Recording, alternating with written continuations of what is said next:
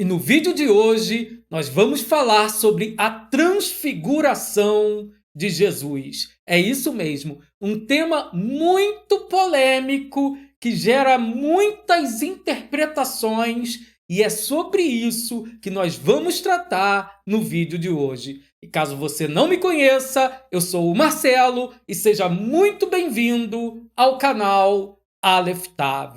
Bom, antes de nós falarmos a interpretação sobre a transfiguração de Jesus, vamos fazer a leitura desse texto bíblico para tentar entender o que aconteceu e qual a interpretação desse texto. Por quê? Porque eu vejo muitas interpretações que não condizem com a realidade. E nós vamos também falar aqui sobre essas interpretações que entram em contradição com a própria interpretação. Vamos ver isso? Então, essa cena, essa história da transfiguração de Jesus, ela é narrada pelos 3 evangelistas sinóticos, ou seja, Mateus, Marcos e Lucas. E nós vamos fazer aqui a leitura conforme nos deixou registrado Lucas. Lá no capítulo 9, eu vou colocar aí na tela, olha aí na tela, Lucas capítulo 9, do versículo 28 ao 35. E aconteceu que, quase 8 dias depois destas palavras, tomou consigo quem? Tomou Yeshua consigo a Kefa, a Pedro, a Yohanan, a João e a Yaakov, a Tiago, e subiu ao monte a orar. E estando ele, Yeshua, orando, transfigurou-se, mudou-se a aparência do seu rosto, e a sua roupa ficou branca e muito resplandecente. E eis que estavam falando com eles 2 homens, que eram Moisés e Elias, os quais apareceram com kavod, com glória, e falavam da sua morte, a qual havia de cumprir-se em Jerusalém. E Kefá, Pedro, e os que estavam com ele estavam carregados de sono, e quando despertaram, viram a sua kevod, a sua glória, e aqueles 2 homens que estavam com ele. E aconteceu que, quando aqueles se apartaram dele, de Yeshua, disse Pedro a Yeshua: Mestre, bom é que nós estejamos aqui, e façamos 3 Sukkot, 3 tendas, 3 cabanas, 3 tabernáculos, uma para ti, uma para Moshe e uma para Eliarro, não sabendo o que dizia. E dizendo ele isto, veio uma nuvem que os cobriu com a sua sombra, e entrando eles na nuvem, temeram, e saiu da nuvem uma voz que dizia: Este é o meu amado filho, a ele ouvi. Esse é o texto da transfiguração, da mudança. O que acontece? Jesus, ele sobe, Yeshua, ele sobe num alto monte, junto com 3 dos seus discípulos, Pedro, Kefá, Tiago, que é Yaakov, que seria traduzido como Jacó, mas houve uma modificação aí na Inglaterra e acabou se transformando em Tiago, e também João e Yohanan. Então esses 3 discípulos estavam com Jesus quando Jesus muda sua aparência, a glória de Deus envolve aquelas 6 pessoas que aparecem ali: Pedro, Tiago, João, Jesus, Moisés e Elias. 6 pessoas. Moisés e Elias vão aparecer ali naquele momento na transfiguração. Pedro e Tiago e João vão ver aquela cena e vão oferecer ali que seja construída uma tenda para cada um dos três: Jesus, Moisés e Elias. E a principal interpretação que é muito falada sobre esse texto e que não traz sentido nenhum é: Elias estava ali presente porque Elias não morreu. Qual o sentido dessa interpretação? Eu pergunto, coloca nos comentários aqui embaixo qual o sentido de trazer uma interpretação dessa. Elias apareceu no Monte da Transfiguração porque ele não morreu. Qual seria o sentido disso? Qual seria a significância desse episódio? Coloque aqui nos comentários.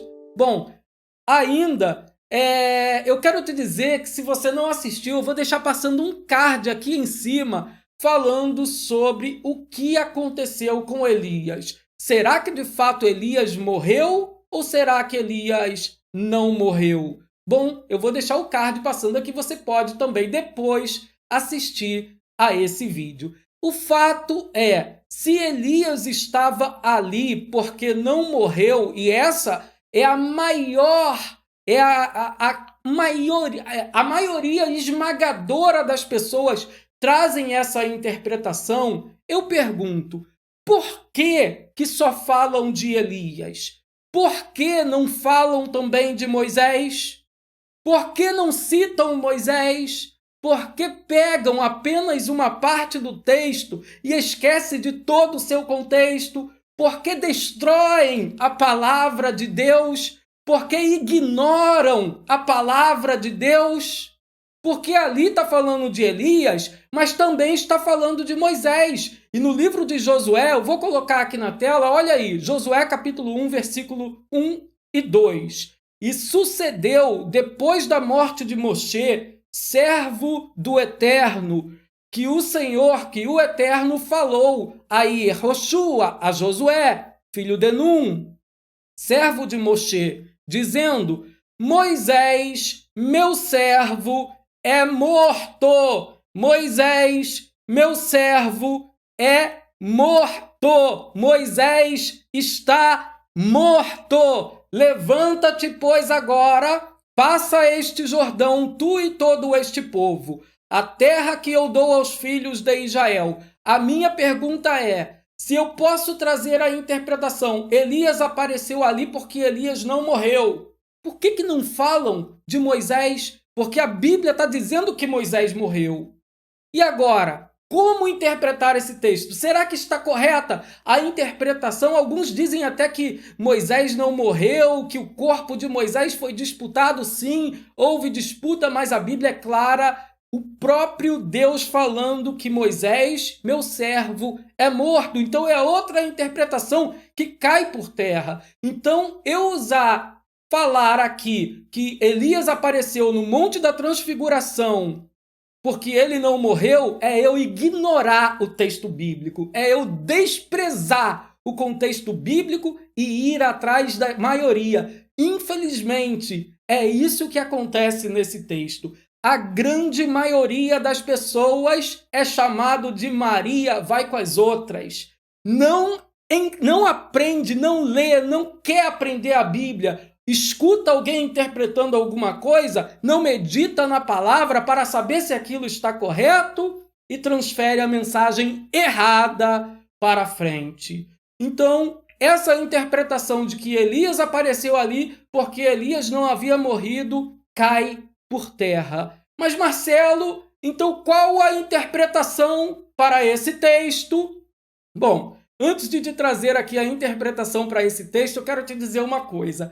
Caso você já esteja gostando desse vídeo e não seja um inscrito no canal, meu Deus, se inscreva agora e ative o sininho, levanta aí, olha para cima, clica em todas as notificações para que você receba todas as notificações aqui do nosso canal. E se você já é inscrito, deixe seu like nesse vídeo, caso você esteja gostando, deixe também o seu comentário. Mas vamos trazer então aqui o que de fato esse episódio da transfiguração de Jesus tem a nos ensinar. Quem foi Moisés? vamos primeiro falar quem foi Moisés. Moisés foi um grande legislador. Moisés foi aquele que recebeu a Torá, foi aquele que recebeu a lei de Deus no Monte Sinai. E nós sabemos que Moisés ele recebeu e transmitiu a lei de Deus ao povo. Então, quando nós falamos sobre Moisés, nós estamos falando sobre lei. Quando nós falamos sobre Moisés, sobre Moshe, nós estamos falando sobre Torá, sobre instrução. Nós estamos falando, eu vou colocar aqui o termo Torá. Nós estamos falando sobre Torá. Quando nós falamos sobre Moisés, falamos sobre Torá. Quando nós falamos sobre Elias, falamos sobre profetas, sobre profecia. Quem era Elias? Quem era Eliarro? Era um profeta.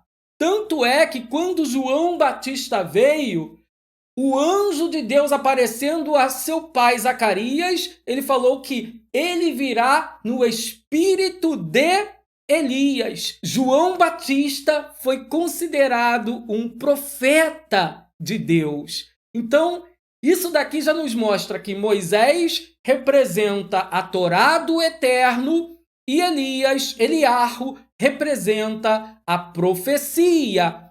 E agora, como entender? Bom, já sabemos a interpretação, já sabemos o que cada um desses personagens eles representam aqui na história. Mas o que Jesus queria mostrar aos seus discípulos com isso? Jesus estava mostrando aos seus discípulos uma visão futura, uma visão que irá acontecer. Por quê? Porque se Moisés morreu, e se você ainda não assistiu sobre Elias, depois assiste aqui se Elias morreu ou não morreu, e nesse vídeo vai ser explicado muito claro isso.